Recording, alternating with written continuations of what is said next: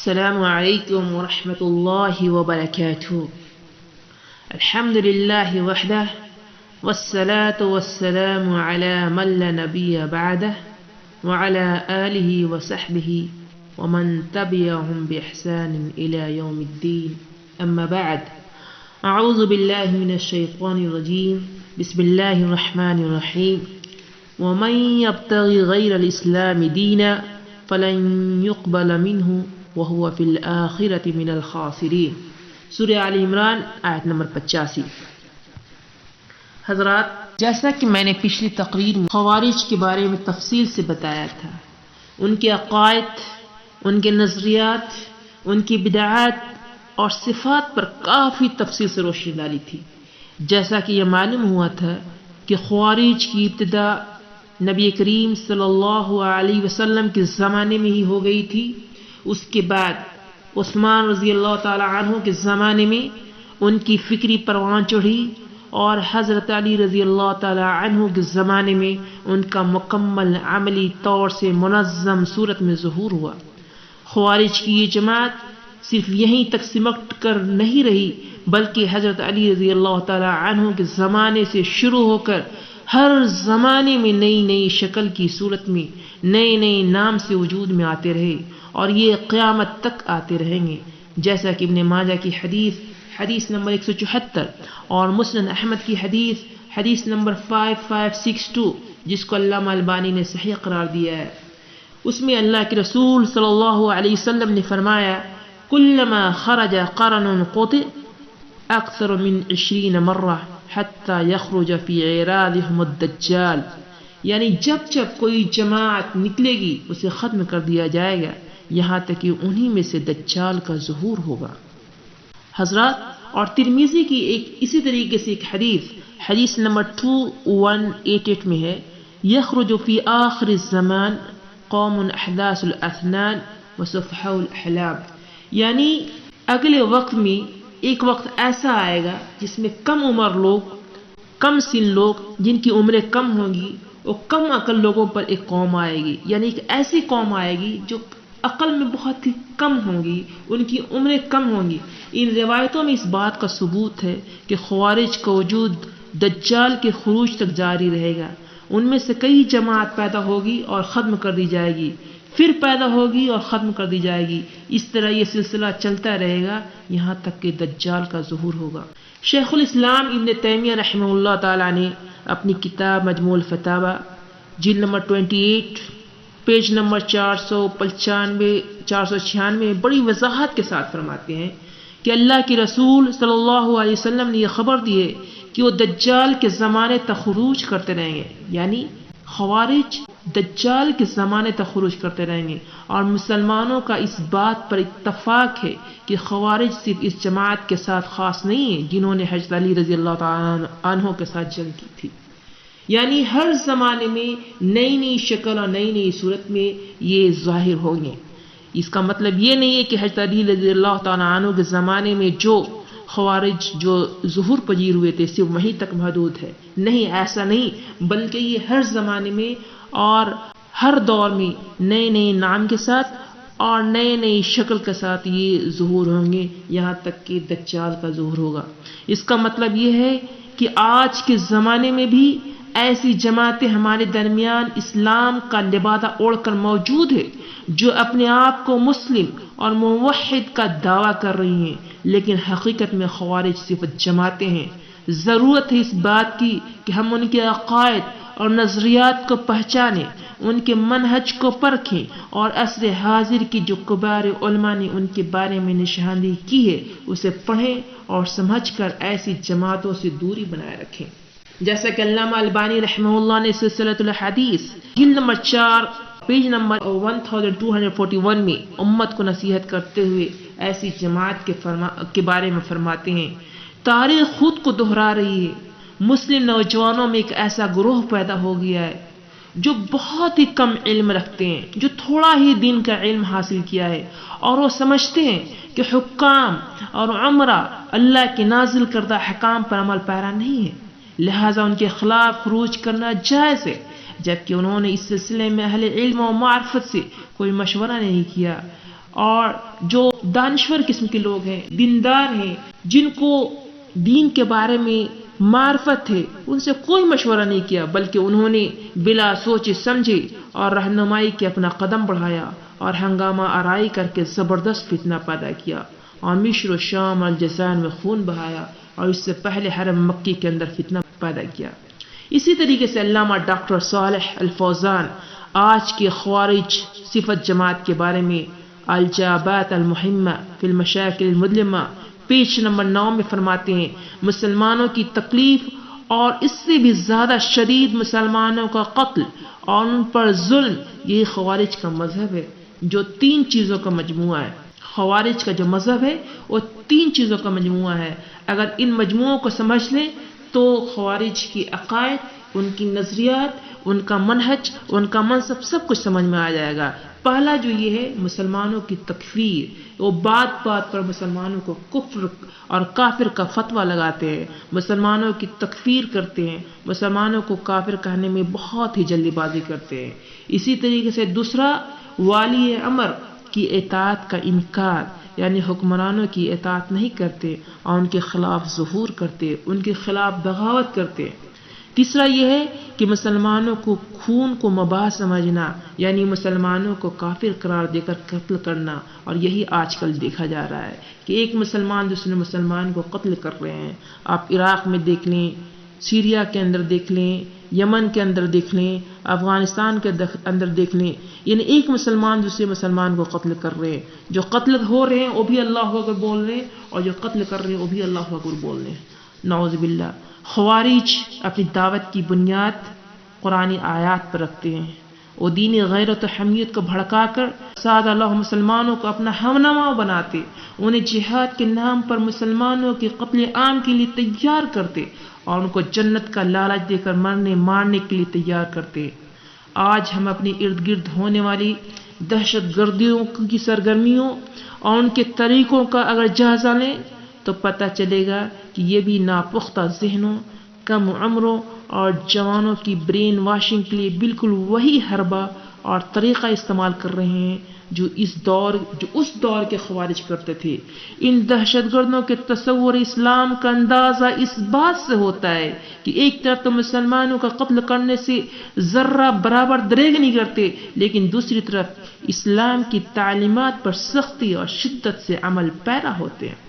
حالانکہ شدت سے نہ دنیا سنورتی ہے اور نہ ہی دین، حالانکہ دین میں شدت پسندی دنیا کے معاملے میں زیادہ خطرناک ہے۔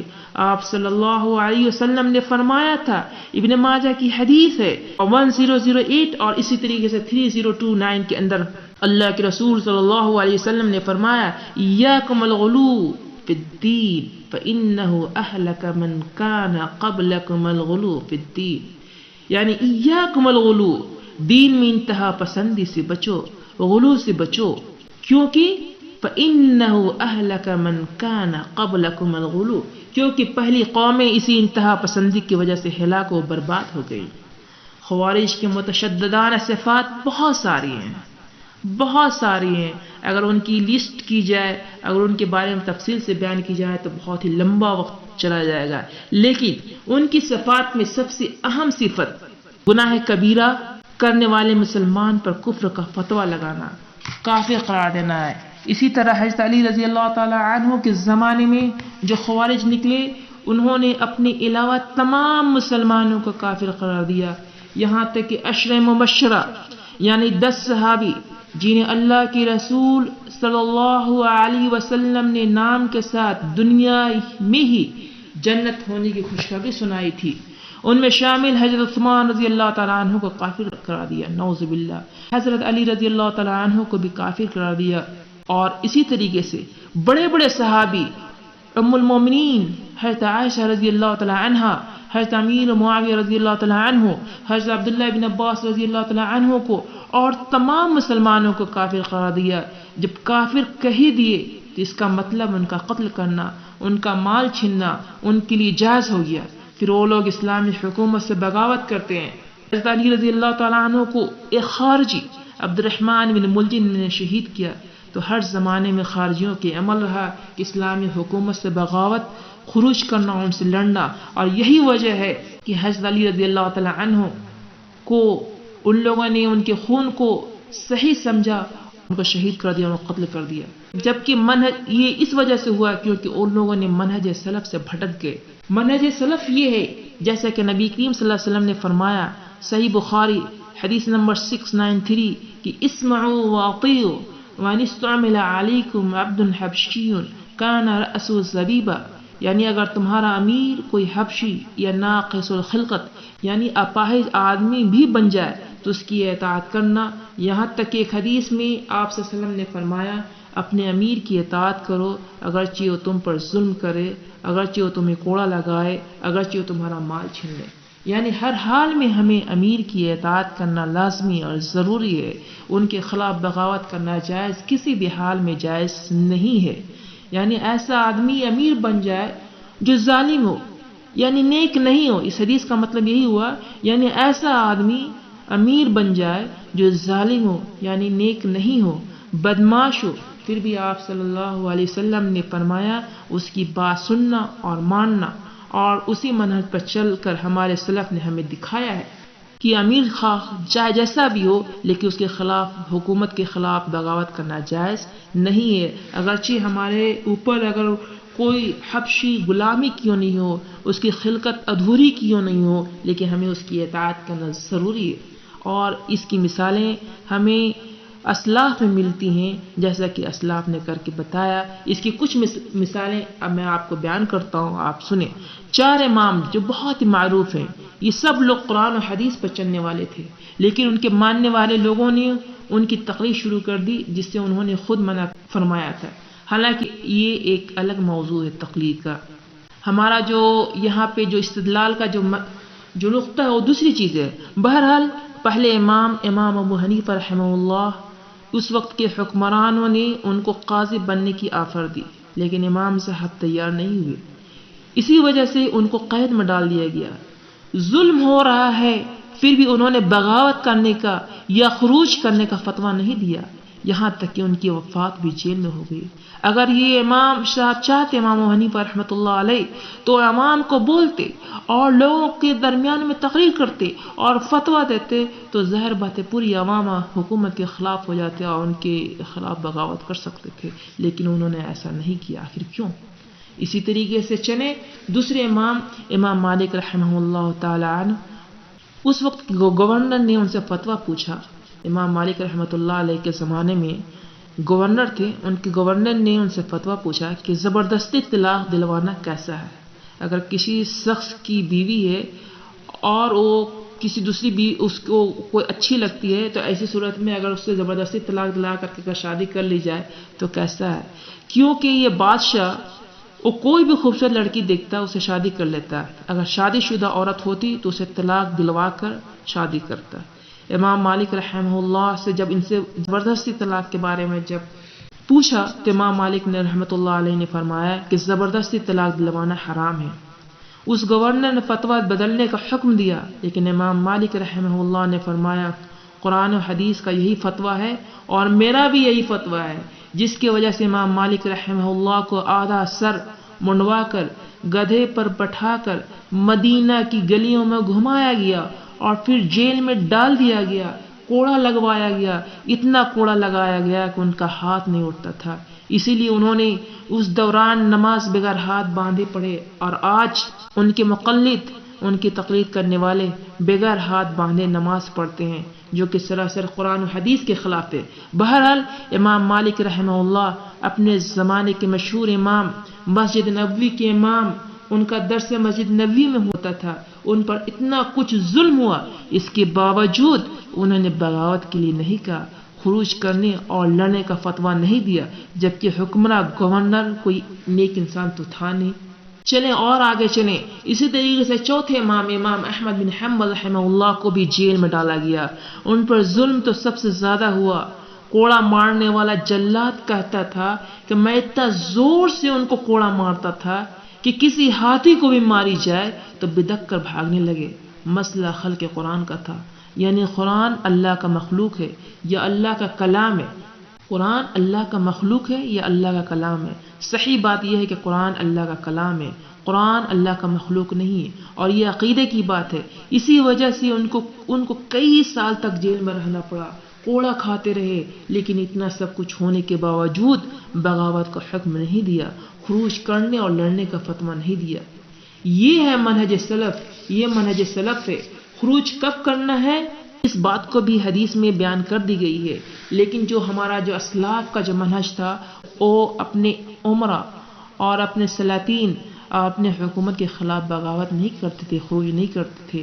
خروج کب کرنا ہے اس کے بارے میں ہی اسلام کی رہنمائی کی گئی ہے، جیسا کہ نبی کریم صلی اللہ علیہ وسلم نے بتایا، صحیح بخاری حدیث نمبر 7056، کہ خروج تب کرو جب تم دیکھو کہ حاکم کفر بواہ کا مرتکب ہو۔ کفر بواہ یعنی کھلا ہوا کفر، جس کے کفر میں کوئی شک نہیں ہو، اور بات دیکھنے کی ہے، جب تم دیکھو تو خروج کرو، اس سے لڑو۔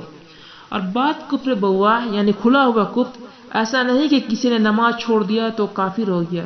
نبی کریم صلی اللہ علیہ وسلم نے فرمایا، جس نے جان بوجھ کر نماز چھوڑ دی اس نے جیسے کفر کیا، لیکن یہ کفر بواہ نہیں ہے کہ ہر بے نمازی پر کفر کا فتویٰ لگا دو، بلکہ یہ کفر جیسا ہے، یعنی کفر سے قریب ہے۔ نماز چھوڑنا گناہ کبیرہ ہے لیکن کفر نہیں ہے۔ اسی طرح سورہ جاثیہ میں سورہ نمبر 45 آیت نمبر 23 میں اللہ تعالیٰ فرماتے ہیں، کیا آپ نے اسے بھی دیکھا جس نے اپنی خواہش نفس کو رب بنا رکھا ہے؟ اب اللہ کے علاوہ کسی اور کو رب بنانا تو کفر ہوا نا، اللہ کے علاوہ کسی اور کو رب بنانا تو کفر ہوا۔ اب اگر کوئی مسلمان کوئی گناہ کرے، کوئی بھی چھوٹا سا چھوٹا گناہ کرے، تو یعنی کہ اس نے اپنے نفس کو رب بنایا، یعنی کفر کر لیا۔ اس حساب سے تو ہر مسلمان کو جو چھوٹا سا چھوٹا بھی گناہ کرے تو کافر ہو جائے گا، جبکہ ایسا نہیں ہے۔ گناہ صغیرہ الگ ہے، گناہ کبیرہ الگ ہے، اور شرک اور کفر الگ ہے۔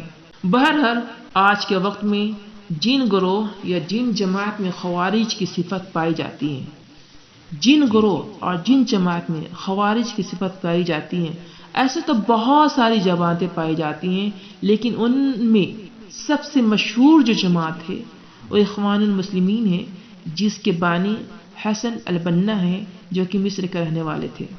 اخوان المسلمین کا بانی حسن البنا کا اعلان ہے، ان کی ایک کتاب ہے ذکریات لا مذکرات۔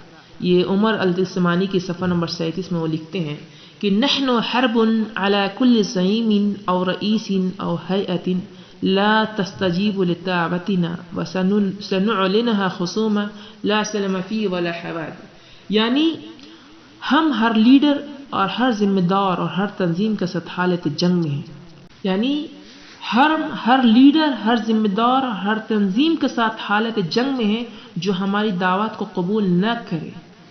نحن حرب على كل زعیم او رئیس او ہیئۃ لا تستجیب لدعوتنا، جو ہماری دعوت کو قبول نہیں کرتا ہے، جو بھی جماعت یا جو بھی زعیم، جو بھی لیڈر یا جو بھی رئیس یا کوئی بھی جماعت جو ہماری دعوت کو قبول نہیں کرتا ہے، ہم اس سے لڑائی کریں گے، ہم اس لڑائی پہ ہیں، ہم اپنے مخالف سے بلا جو چرا جنگ کا اعلان کرتے ہیں، اور اس وقت کے انتظار میں جب ہم اللہ کے حق میں فیصلہ کر دے گا۔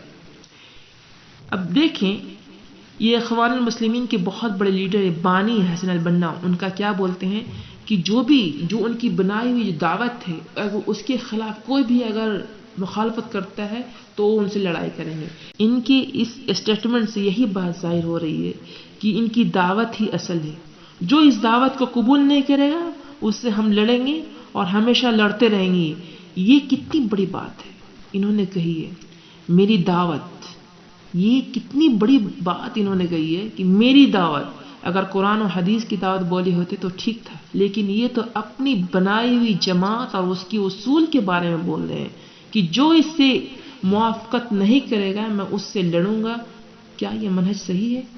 دوسری جگہ اس سے بھی خطرناک بات کہی ہے، اور انہوں نے کیا کہا ہے؟ حسن البنا کی جو رسائل ہے اس کے صفحہ نمبر 86 میں وہ بولتے ہیں، من لم یؤمن بهذا المنهج فلا حظ له فی الاسلام، یعنی اس اخوانی منہج پر، اس کا مطلب یہ ہوا اس اخوانی منہج پر جس کا ایمان نہیں ہے اس کا اسلام میں کوئی حصہ نہیں۔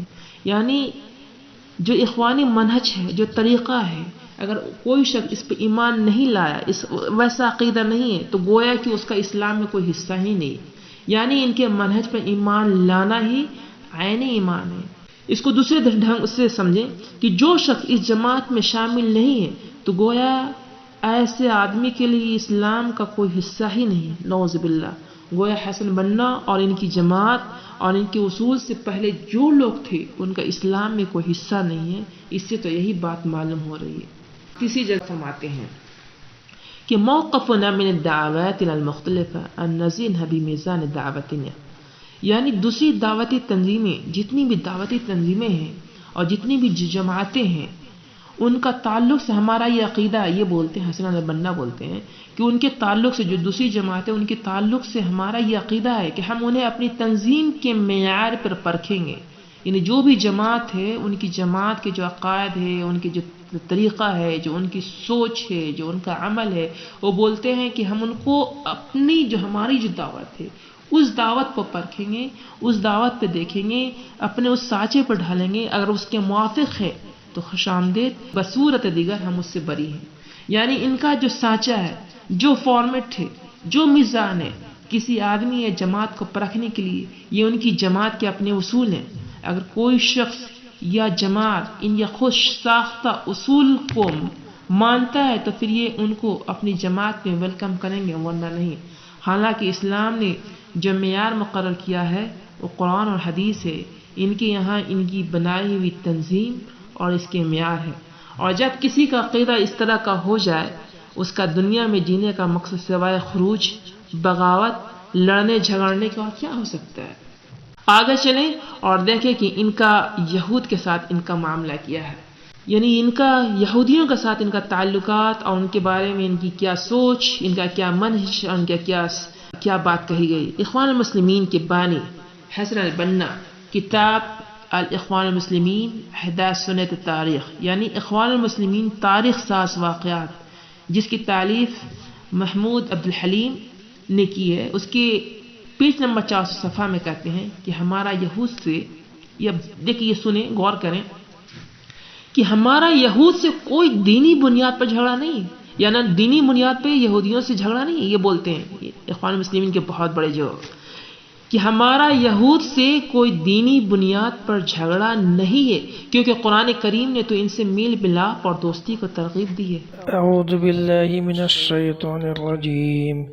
یا ایہا الذین آمنوا لا تتخذوا اليہود والنصارى اولیاء بعضهم اولیاء بعض. اے ایمان والو، تم یہود و نصارہ کو دوست نہ بناؤ، یہ تو آپس میں ہی ایک دوسرے کے دوست ہیں. دیکھ رہے ہیں، جب اس طرح کا منہج کوئی بنا لے، اپنی جماعت کے علاوہ سارے مسلمان کو کافر کرا دے اور یہودیوں کے دل میں ایسا نام گوشہ رکھے اور یہ بولے کہ ہمیں تو ان کے سلسلے میں کوئی جھگڑا کرنے کی کوئی بات ہی نہیں ہے، ہمارا کوئی دینی بنیاد پر جھگڑا نہیں ہے، تو آپ سوچ سکتے ہیں کہ کیا ہے. ایسے لوگوں کو تو یہود عیسائی تلاش کرتے ہیں جو ان کا کام کرے، پھر ایسے لوگ اور ایسی تنظیموں کا فنڈ بھی دیتے ہیں. اس کی سب سے بڑی دلیل خود لندن میں ان کا ہیڈ کوارٹر ہے. دوسری دلیل یہ ہے کہ مسجد اور آفس کھولنے کے لیے سب سے پہلے 500 پاؤنڈ برطانیہ نے حسن البنا کو دیا تھا. کیوں؟ تاکہ مسلم ممالک کو برباد کیا جائے. تیسری دلیل یہ ہے کہ اخوانیوں کی عالمی تنظیم اتحاد عالمی بھی انگریزوں کے ملک میں رجسٹر ہے. یہ کیسے عیسائی اور یہودیوں کا سے جہاد کر سکتے ہیں؟ ان کا کام تو مسلمان اور مسلمانوں کو برباد کرنا ہے. اور چوتھی اور سب سے بڑی دلیل یہ ہے کہ جب مصر کے اندر انگریزوں کے خلاف مصری فوج نے جمال عبد الناصر کی قیادت میں انقلاب برپا کیا اور اس وقت اخوانی مرشد حسن خدیمی سے اس انقلاب میں شامل ہونے کی دعوت دی گئی تو انہوں نے انکار کر دیا.